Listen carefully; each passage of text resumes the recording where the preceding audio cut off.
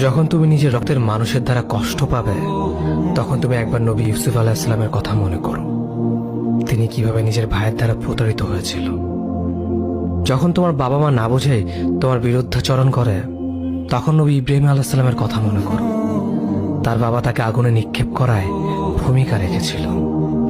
যখন তুমি সমস্যা থেকে পরিত্রাণের জন্য কোনো পথ পাবে না, তখন ইউনুস আলাইহিস সালামের কথা ভেবো। তিনি কতটা সময় তিমি মাছের পেটে আটকা পড়েছিল।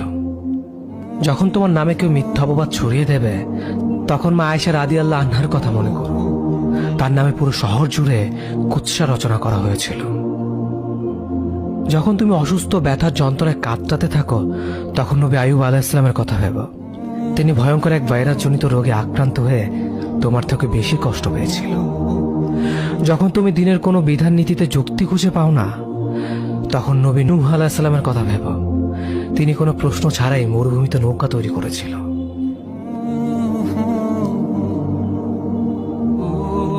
যখন তুমি আত্মীয়স্বজন, পরিবার, বন্ধু বান্ধবের কাছে হাসির পাত্রে পরিণত হও, তখন তুমি শেষ নবী হযরত মুহাম্মদ সাল্লাল্লাহু আলাইহি ওয়াসাল্লামের কথা ভেবো।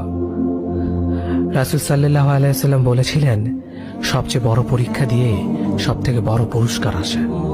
যখন আল্লাহ কাউকে ভালোবাসেন, তখন তাকে পরীক্ষা করেন, এবং যে এই পরীক্ষাগুলো মেনে নেয়, সে আল্লাহর সন্তুষ্টি অর্জন করে। আর যে অভিযোগ করে, সে তার ক্রোধের পাত্র হয়। হে আল্লাহ, তোমার কথা মনে করা, তোমার প্রতি কৃতজ্ঞ হওয়ার এবং তোমার ইবাদত করার তৌফিক আমাদের দান করো। আমিন।